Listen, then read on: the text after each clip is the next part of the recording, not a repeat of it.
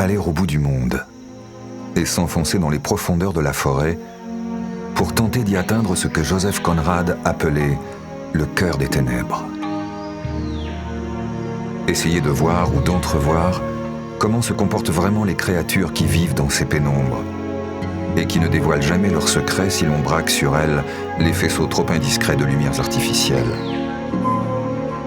Accomplir l'impossible. Éclairer la nuit sans qu'elle cesse d'être la nuit, grâce à des équipements militaires de détection, d'éclairage et de prise de vue détournés de leurs fonctions originelles. Tel est le défi qui attend, au bout du fleuve Maroni, en Guyane, ceux qui ont décidé de pénétrer dans la seule intimité des animaux qui demeurent inviolés.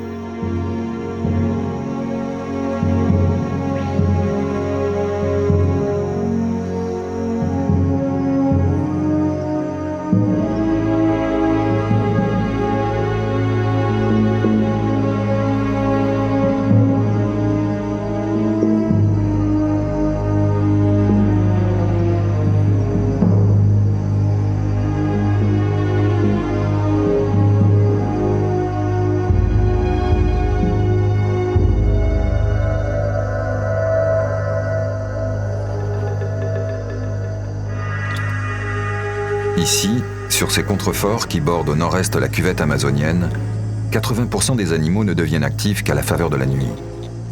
Un autre bouclier protecteur les sépare de la terre des hommes, l'altitude. Ils vivent en effet principalement dans la canopée, c'est-à-dire à la cime des arbres, et on ne peut les observer qu'en se hissant à leur hauteur.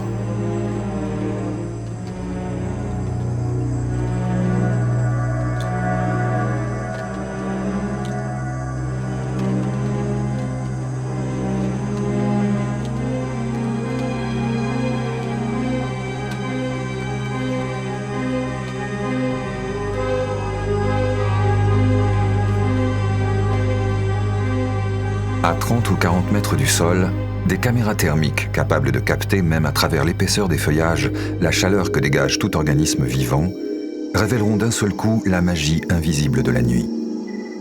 Tout un peuple est là, qui vit sans qu'aucun homme normalement puisse le contempler. Quincajou, Taïra ou opossum, seuls pour l'instant se distinguent sur l'écran leur silhouette fantomatique.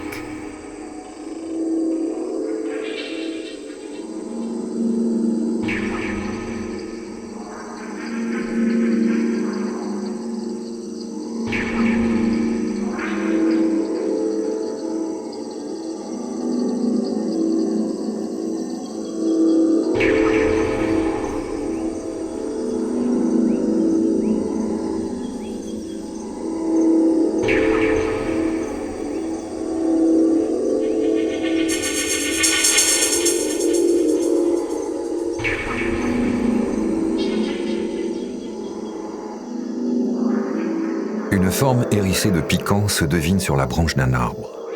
C'est l'une des créatures les plus discrètes de la forêt, le porc-épic arboricole.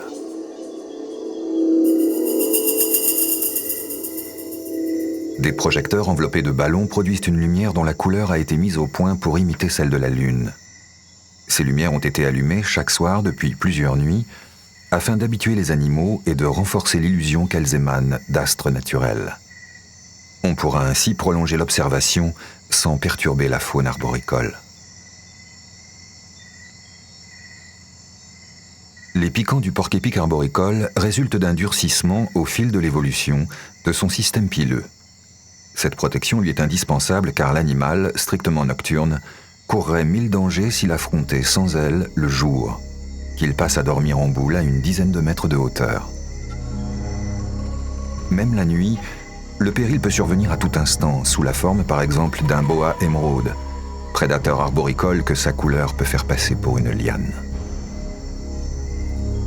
Le boa émeraude perçoit la chaleur émise par le porc-épic selon des principes identiques à ceux de la caméra thermique. Le reptile dispose pour cela d'un détecteur logé dans des fossettes entre l'œil et la narine. La précision de cet organe est de l'ordre du millième de degré Celsius.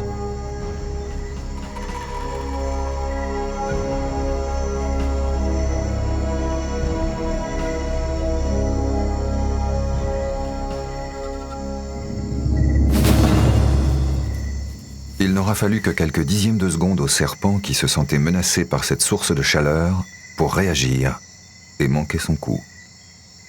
Car le porc-épic sait réagir avec agressivité, avec pugnacité. Des piquants se sont fichés sur le corps du boa. Il devra se frotter sur des branches pour s'en débarrasser, s'il y parvient. D'autres reptiles, des iguanes, n'auront guère profité du spectacle. Réfugiés sur les plus hautes branches pour limiter le nombre des prédateurs parvenant jusqu'à eux, ces grands lézards dorment sans que rien vienne gâcher leur sommeil.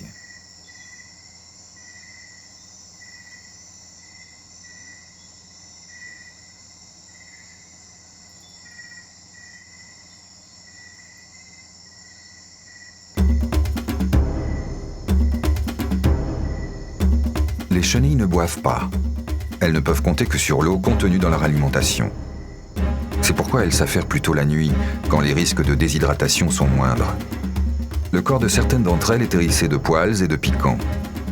La splendeur de l'accoutrement avertit les prédateurs. Quel insectivore se risquerait à avaler pareil hérisson? Qui pourrait souhaiter enfiler dans son gosier ses pointes, ses aiguilles, ses grappins? Pour survivre, certains insectes choisissent la discrétion. Certaines chenilles, elles, se donnent en spectacle.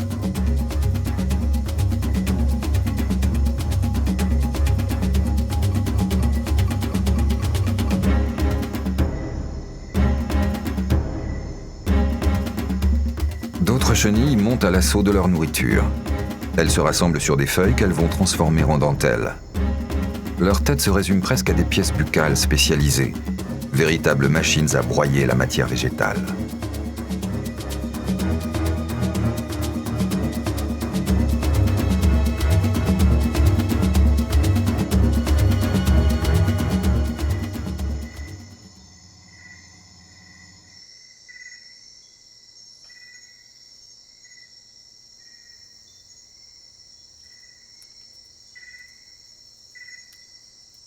Pendant toute la nuit, qui est leur période d'activité à la saison sèche, des fourmis hata cisaillent à coups de mandibules des morceaux de feuillage.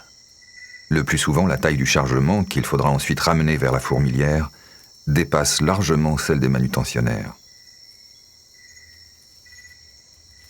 Ces fourmis sont quasiment aveugles. La coordination du travail est assurée par des messages envoyés aux congénères en tapotant leur crâne du bout des antennes ou par émission de substances chimiques appelées phéromones.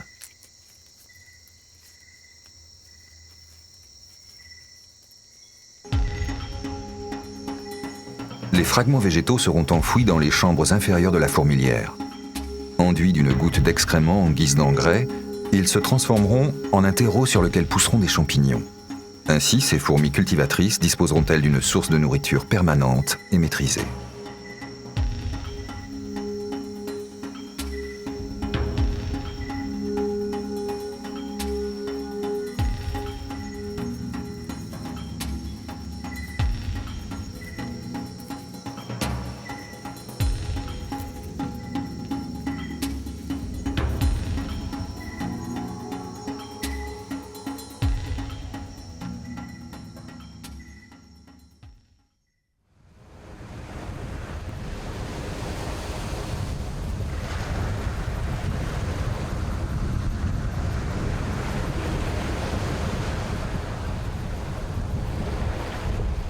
Des voyageuses venues du large ont choisi cette nuit pour accoster les plages de Guyane à la lueur d'une lune incomplète.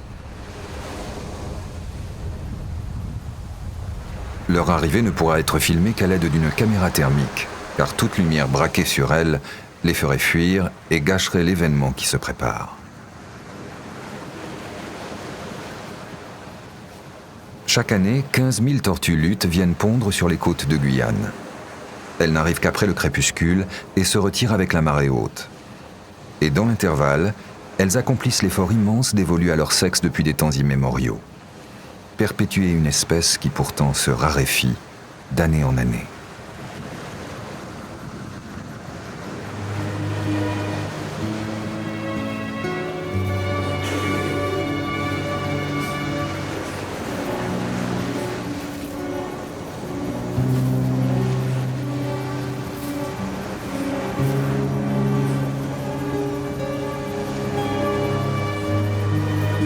Chez les tortues luttes, les femelles se reproduisent à l'âge de 15 ans.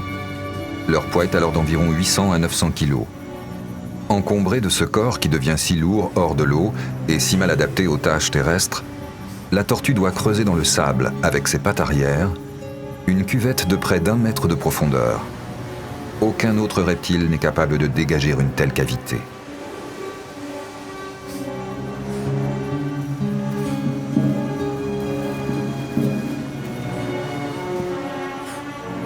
Contrairement à ce que l'on croit parfois, ce n'est pas la dureté de la tâche qui fait pleurer la tortue. Ses larmes ne font qu'évacuer des excès de sel présents dans son organisme.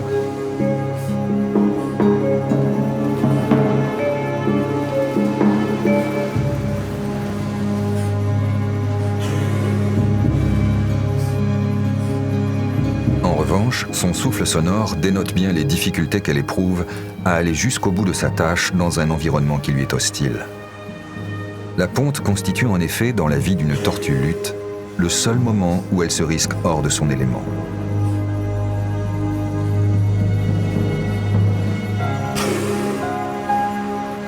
Enfin, la ponte s'accomplit. Une centaine d'œufs sont déposés au fond du trou. Leur coquille est molle, ce qui les empêche de se briser dans leur chute. Chaque tortue pond en moyenne 1000 œufs par saison, en 12 nuits espacées d'une dizaine de jours.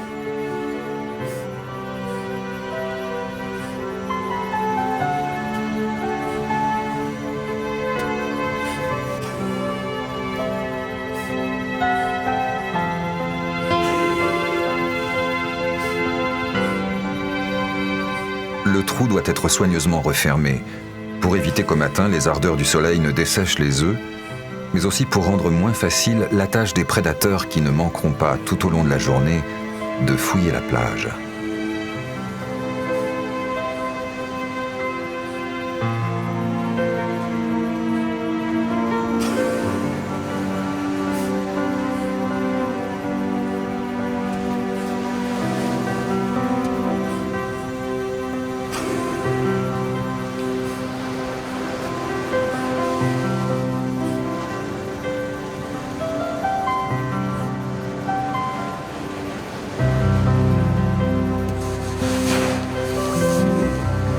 De retourner à la mer et de s'y fondre jusqu'à la prochaine ponte. Jusqu'à ce que, de nouveau, l'instinct désigne cette plage comme celle où le destin s'accomplit dans la pâleur de la nuit.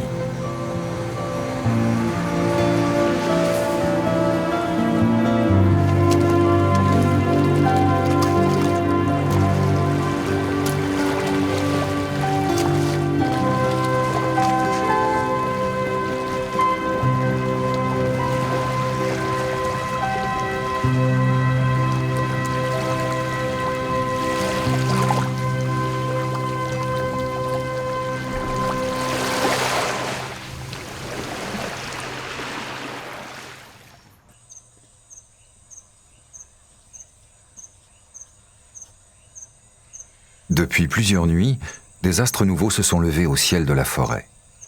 Même les hôtes les plus farouches du sous-bois s'y sont accoutumés, peu à peu, jusqu'à oublier que cette nuit trop blanche n'est pas tout à fait ordinaire.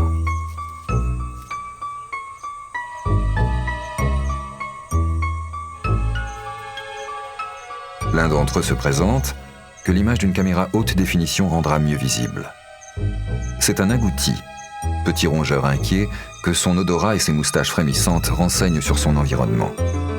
Avec l'opossum, il fait partie des fantassins de la forêt, ceux qui assurent la subsistance facile à croquer des jaguars ou des pumas, des renards ou des faucons. Au fil de l'évolution, l'agouti a adopté un mode de vie nocturne, dans l'espoir de se soustraire à ses prédateurs. L'agouti est capable de contrôler les sons qu'émettent ses pas sur les tapis de feuilles et de se déplacer presque sans aucun bruit. Comme l'agouti, le capybara est contraint à une vigilance extrême. Le capybara est le plus gros rongeur du monde. Il se plaît sur les berges détrempées et à la lisière des marécages. Son habitat est donc le même que celui du jaguar ou du caïman. Ses ennemis guettent. Ils peuvent se jeter sur lui à tout instant.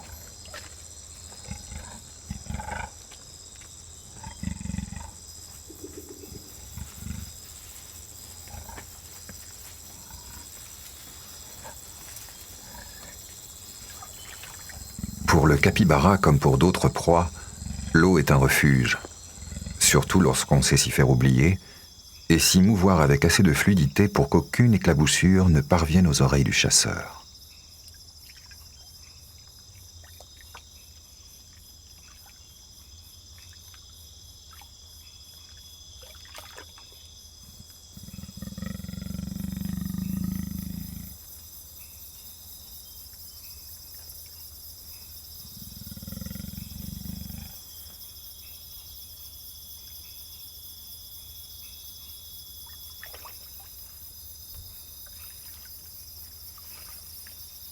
La nuit, comme l'eau, est le théâtre d'une incessante surenchère.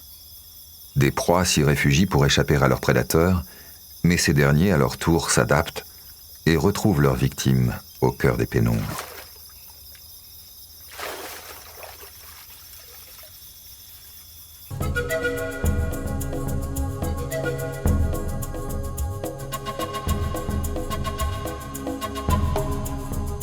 De nombreux insectes dépendent des astres pour se repérer dans la nuit. Tout leur système de navigation peut se dérégler si ces repères se brouillent, par exemple, à cause de l'irruption d'éclairages artificiels, qu'ils prennent peut-être pour des lunes excédentaires. C'est un bon moyen de capturer des insectes quand on veut les étudier. Ils se précipitent vers une surface éclairée, comme s'ils croyaient avoir atteint la lune.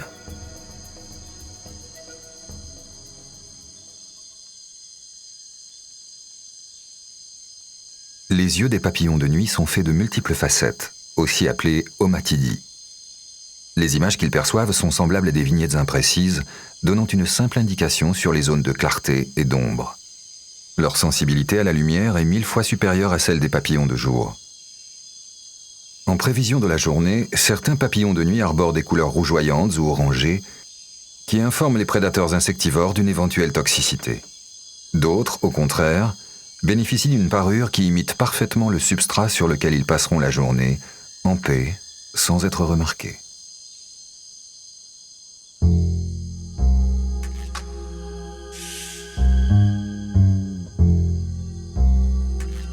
Protégés le jour par leurs aptitudes au mimétisme, les papillons de nuit risquent de rencontrer, au moment où ils s'activent, de grands fauves qui règnent sur les savanes microscopiques, les mantes carnivores.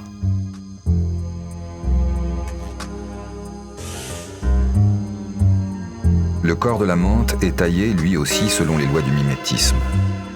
Pour que ses mouvements ne trahissent pas le stratagème, l'insecte doit bouger aussi peu qu'une brindille.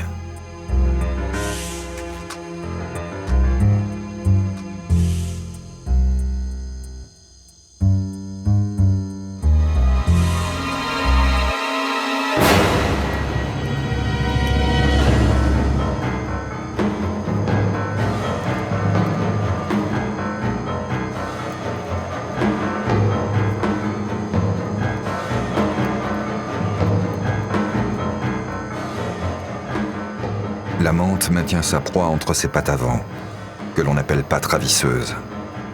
Son appareil buccal se met alors en marche, véritable machine à broyer.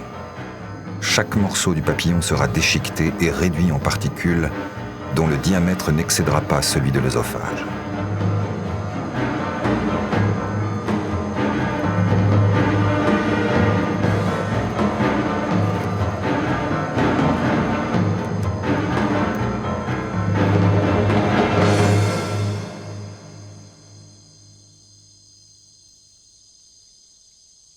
La mante doit à présent se débarrasser par une longue toilette des microscopiques écailles qui couvrent les ailes du papillon et qui ont revêtu son corps et ses antennes d'un fin duvet.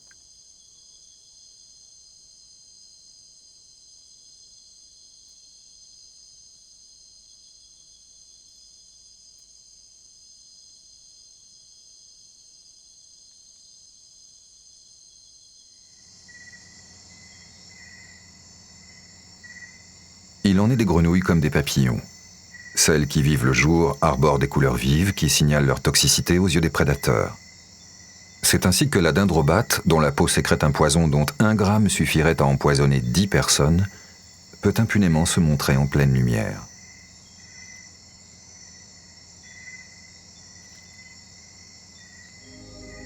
Cependant, la plupart des grenouilles sont des créatures nocturnes, qu'une exposition au soleil pourrait déshydrater, brûler, dessécher.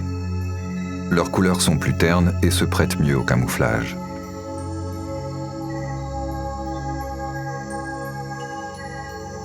La grenouille métronome et ses 2 bébés ne connaîtront jamais la surface du sol.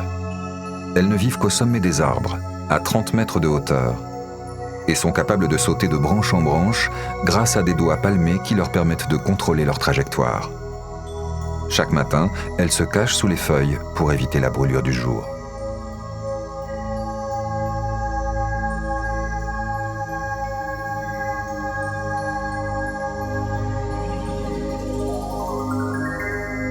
Posée comme un émail sur l'émail d'une feuille, la coqueranelle des oyampies, complètement translucide, laisse apparaître ses organes internes et surtout la couleur du support sur lequel elle se pose. En plein jour, le moindre rayon du soleil lui traverserait la peau et les chairs. L'exposition aux rayons ultraviolets lui serait fatale.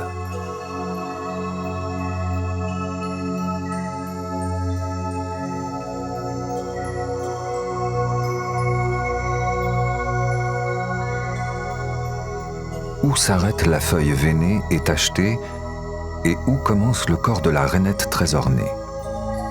En plein jour, la limite serait encore moins perceptible et le camouflage encore plus parfait.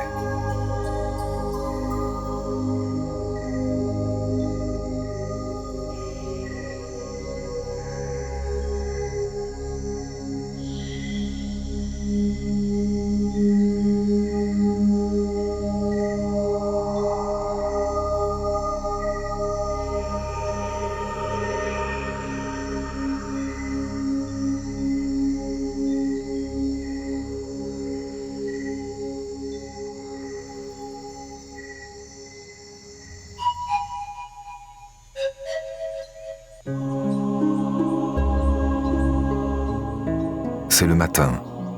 D'autres créatures viendront bientôt peupler le monde, qui ne redoutent pas, elles, de se mesurer aux rayons du soleil.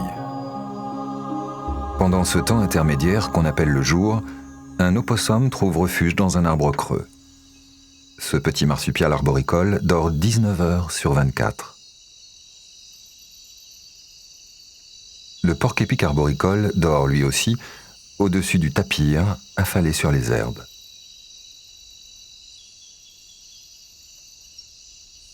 Une masse de poils s'accroche immobile à la branche d'un arbre. C'est un paresseux à 2 doigts, et les algues qui colorent son pelage l'aident à passer inaperçu de ses prédateurs, par exemple le redoutable aigle harpie.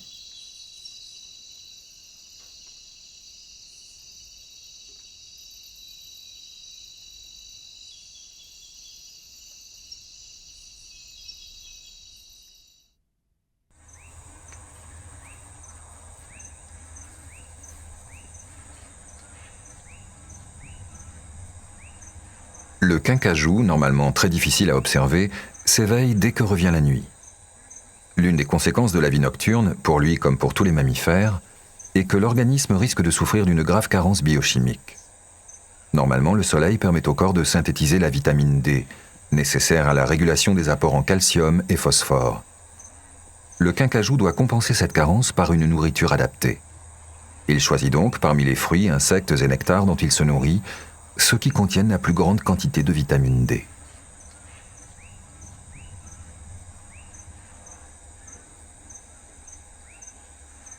Le quincajou bénéficie d'une excellente vision nocturne, mais c'est surtout par l'odorat qu'il repère ses pistes, sur lesquelles, grâce à des glandes placées sur les joues et la gorge, il dépose régulièrement des traces odorantes.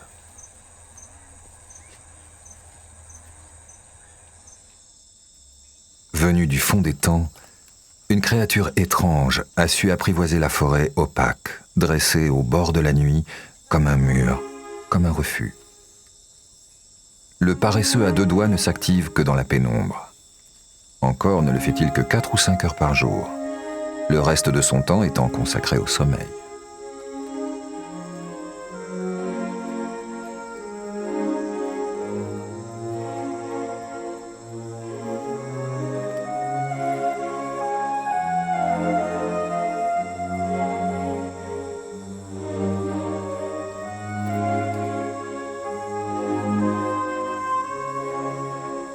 Pour un paresseux, la cime des arbres représente la sécurité. On ne doit en descendre qu'une fois par semaine pour déposer ses excréments dans le sous-bois ou en cas d'extrême nécessité. C'est à la cime des arbres qu'on trouve sa nourriture, graines, fruits et feuilles surtout. La sustentation est simple, sûre et rapide. Les feuillages sont toujours à portée de main.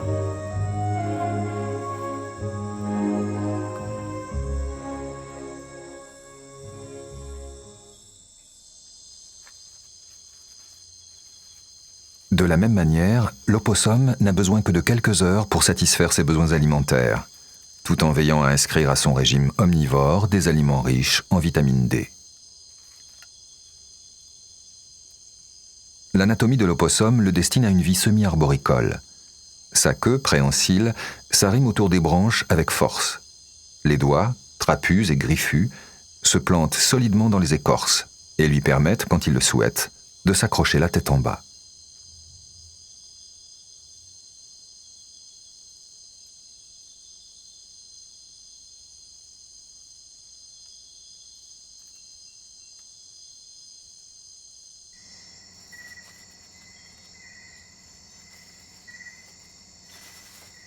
Les ancêtres de cet animal nocturne portaient une carapace de 3 mètres de haut. Les temps changent. Aujourd'hui, le tatou à 9 bandes trottine dans la forêt avec une discrétion de souriceau.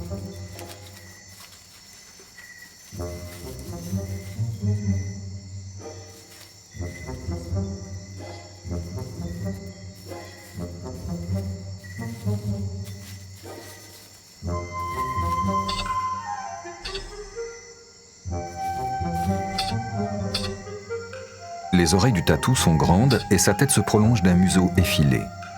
Il dispose d'un odorat qui compense sa vue médiocre.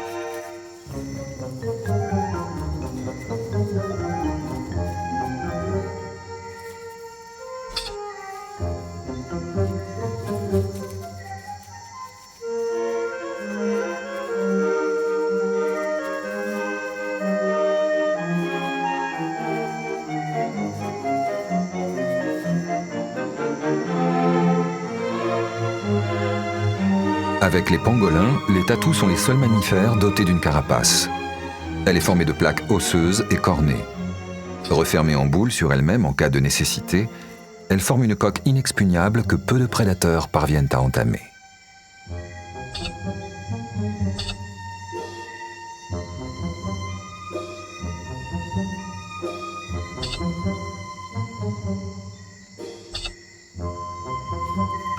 Pourquoi vivre dans l'ombre ?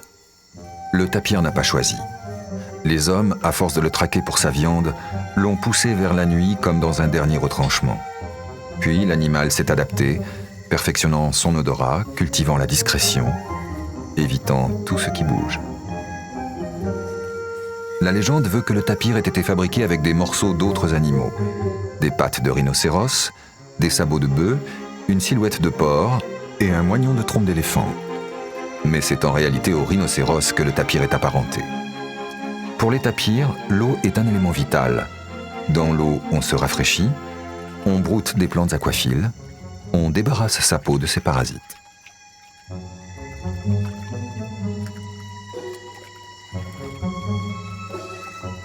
Comme d'autres proies devenues vigilantes par nécessité, le tapir sait aussi sortir de l'eau sans le moindre bruit.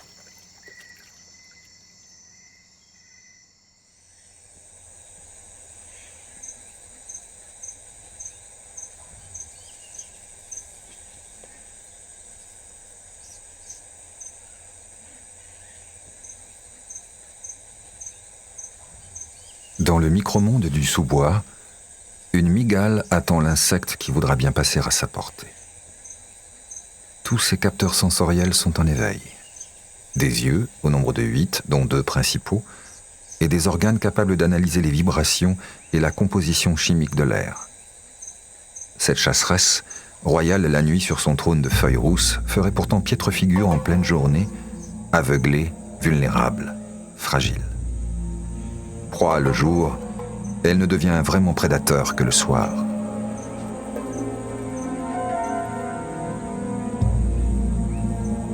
La mygale s'abreuve, mais reste vigilante et attentive au moindre tremblement du sol ou de l'air.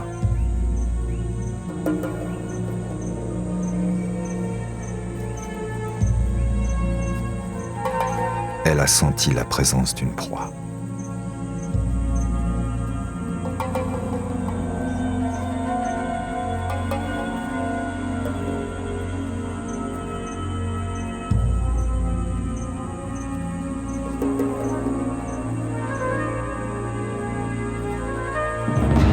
À peine frappée, la souris s'est enfuie, tandis que l'araignée se remet en embuscade dans l'attente d'un prochain visiteur.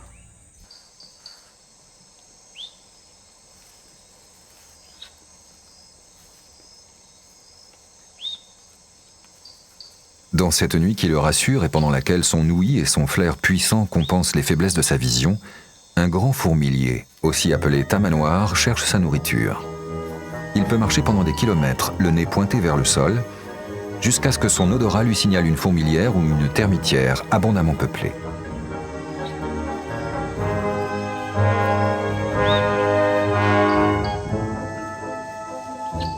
Son museau est conique et démesurément allongé. Pourtant, aucune dent ne pousse sur ses mâchoires. L'animal appartient à l'ordre des édentés. En fait, ce nez et cette bouche forment ensemble une formidable machine de guerre contre les fourmis.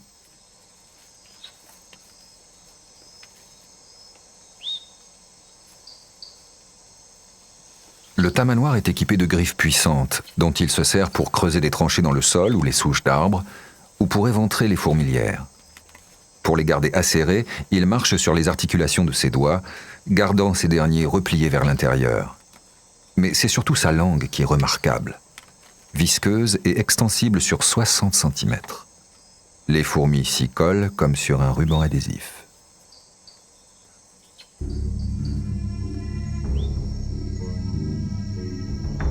Dans les montagnes de Caux, des serpents montent la garde auprès de grottes. Ce sont des boas de Cook. Ils se tiennent à l'affût, car ils savent que d'une certaine cavité sortiront bientôt des chauves-souris, et qu'avec un peu d'habileté, ils pourront les gober sur une branche ou les attraper en plein vol.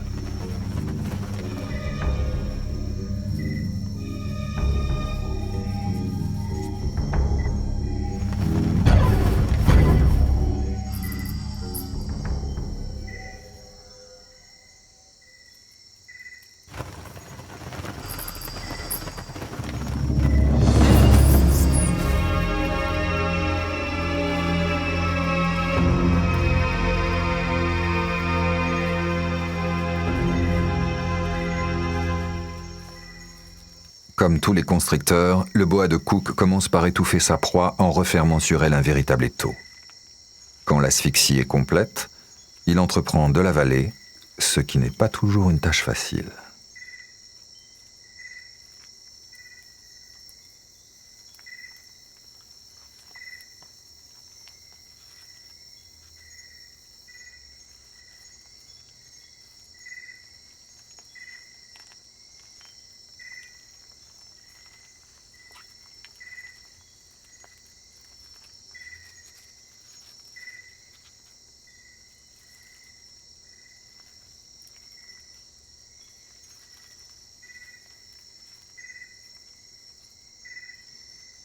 Le repas a été disposé dans la gueule comme il convient, c'est-à-dire de manière à être avalé dans le sens du poil. Mais les ailes de la victime forment des angles, des aspérités, des pointes qui compliquent l'absorption. Il faudra peut-être des heures pour en venir à bout.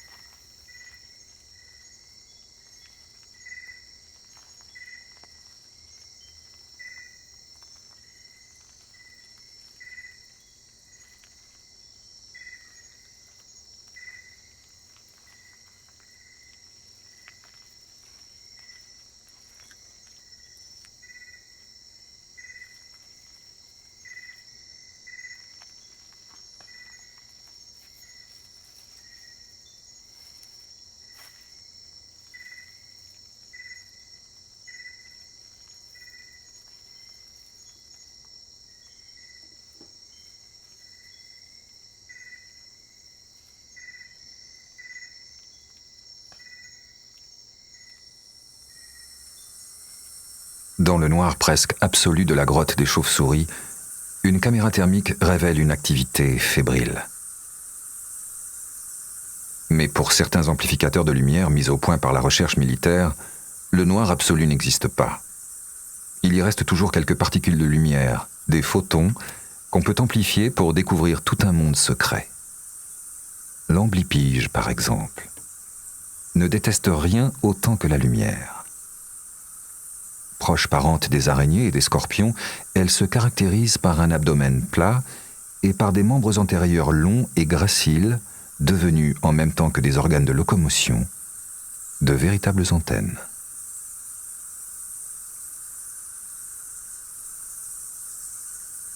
Même certaines grenouilles s'accommodent de l'austérité de la vie cavernicole. Mais le meilleur exemple d'adaptation à la vie nocturne est celui des chauves-souris. Leur mobilité dans la pénombre ne repose pas sur la vue, mais sur leur capacité à émettre des ultrasons et à en recevoir l'écho qui leur indique les obstacles et les proies.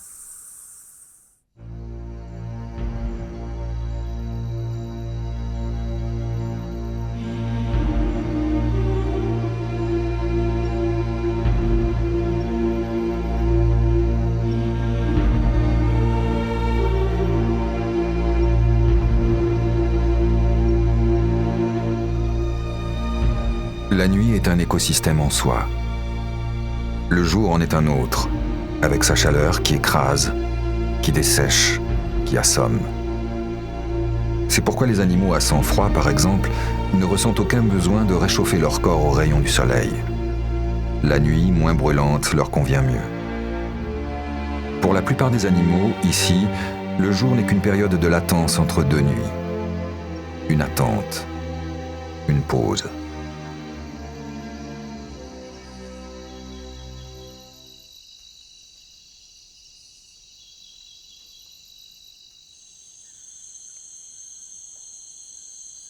Les marais de Caux ne s'animeront vraiment qu'à la nuit tombée.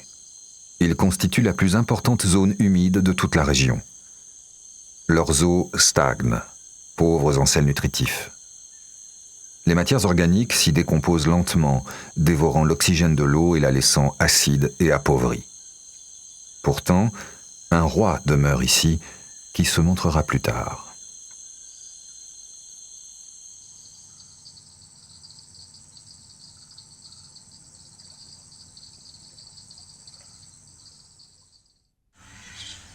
Comme chaque nuit, un chevalier guignette se prépare à sa moisson de larves de moustiques. On estime à 70 000 par hectare le nombre de moustiques dans les marais de Caux. Ils constituent un maillon primaire et essentiel de la chaîne alimentaire. Les faibles performances de leur vision les obligent à se fier à un autre instrument de navigation, leur odorat. Pendant leur vie, qui n'excédera pas quelques semaines, ils repéreront les êtres vivants à leurs émanations de gaz carbonique, aux odeurs de sudation, d'ammoniac.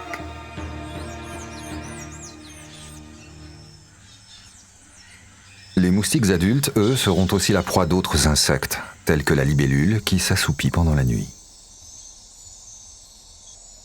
L'anaconda, le plus grand serpent du monde, fait partie de ces créatures qui craignent la surchauffe en période diurne. La nuit lui convient mieux et l'eau est son élément. Sa tête est profilée de manière à ce que les narines puissent toujours émerger lorsque l'animal nage. Son corps est si souple qu'on ne sait si c'est lui qui glisse dans l'eau ou l'eau qui glisse sur lui.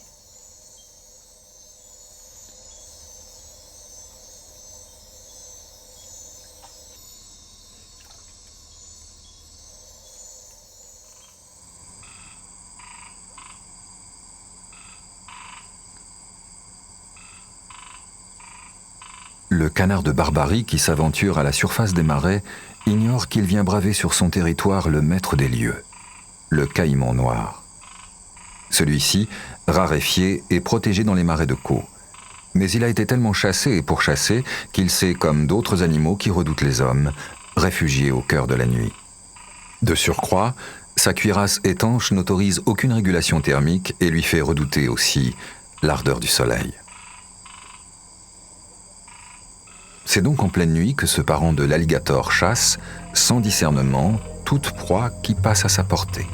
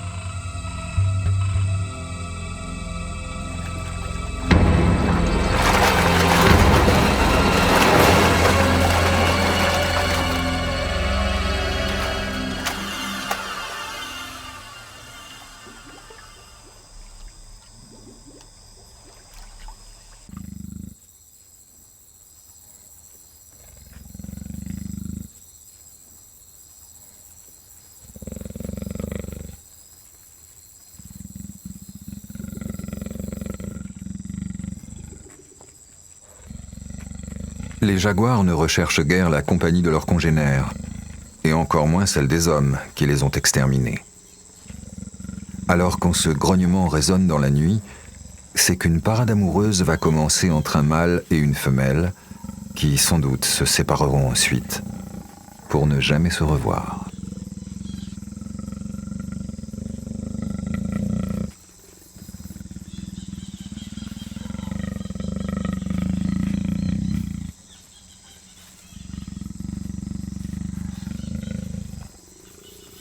Face à la nuit, le jaguar n'est pas démuni.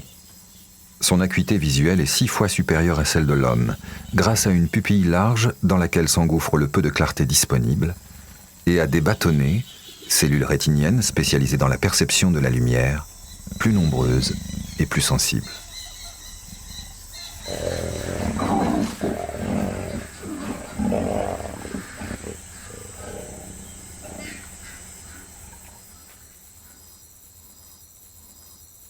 Comme chez tous les grands félins, l'accouplement n'aura duré que quelques secondes.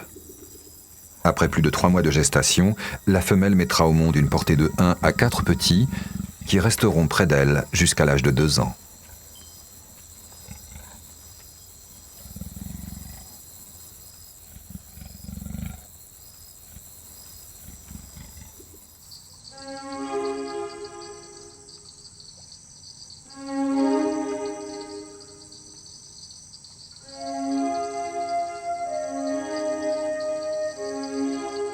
En cette nuit amazonienne où la vie se multiplie, l'arlequin de Cayenne, lui aussi, se prépare à prolonger sa lignée.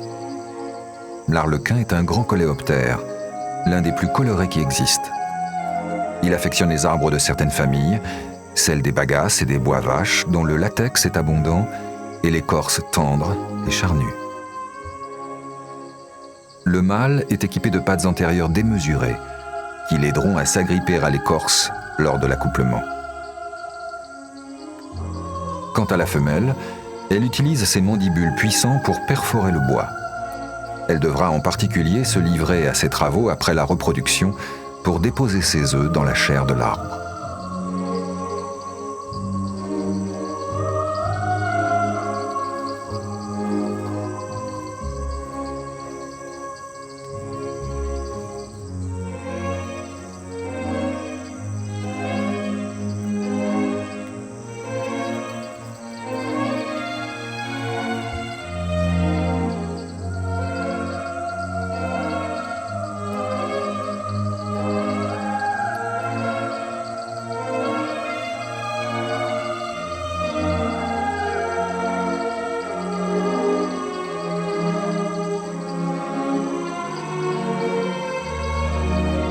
Pour introduire son pénis dans l'organe reproducteur de la femelle, le mâle doit avoir choisi celle-ci à sa mesure. Incapable de s'agripper correctement, un petit mâle ne peut se reproduire avec une grande femelle.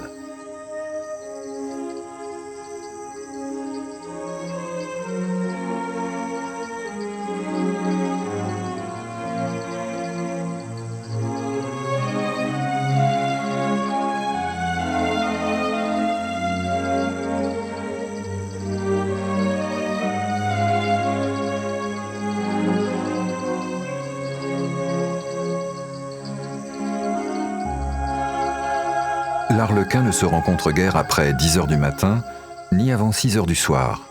Comme la plupart des insectes qui forment 90% de la biomasse de la forêt tropicale, il ne prend pas le risque de s'activer dans la chaleur du jour.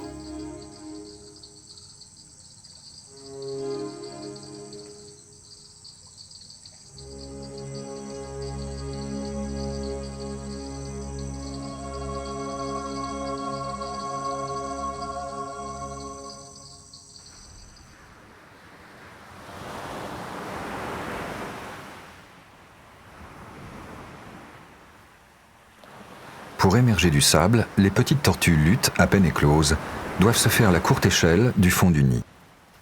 Elles ont attendu que la température du sable ait baissé quand la nuit est venue. Leur sexe a été déterminé par la température d'incubation des œufs pendant les 2 mois qu'ils ont passés au fond du trou que la mer a creusé.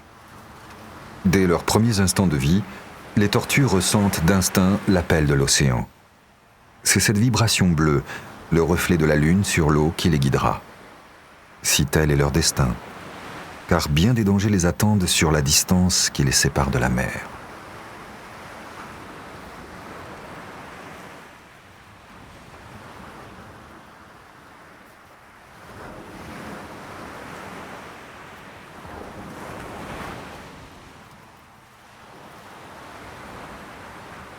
Des lumières artificielles, plus fortes que la lueur lunaire, risquent de dérouter les jeunes tortues. Elles seront éteintes dès cet instant crucial.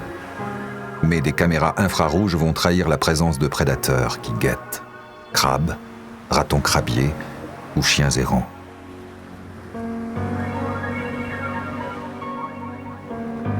Et c'est une hécatombe qui commence.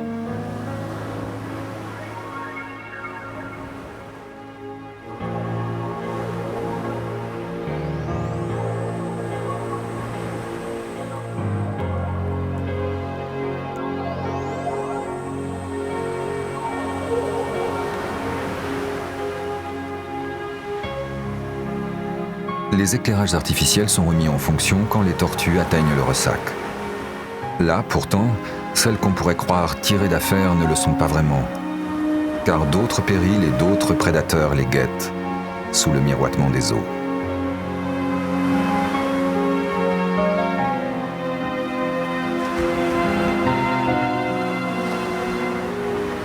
Parmi les tortues que les prédateurs n'auront pas dévorées, beaucoup périront d'épuisement, ou seront rejetées par les vagues sur le sable où elles sont nées.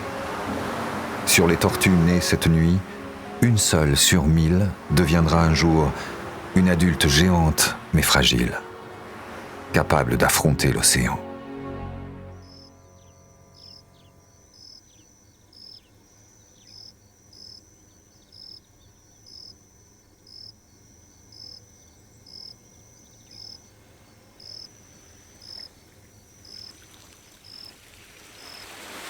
La nuit meurt peu à peu, comme les tortues malchanceuses ou trop faibles. Et soudain se distingue la prolifération des 4 yeux, venus grappiller quelques survivantes ou les miettes que les tueurs nocturnes auraient oubliées.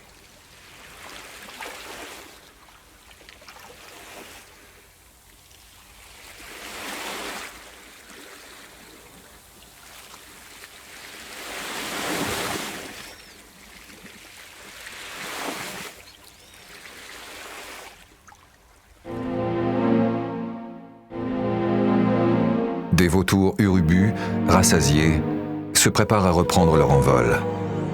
Ils aiment la clarté et la caresse du soleil. Le jour leur appartient.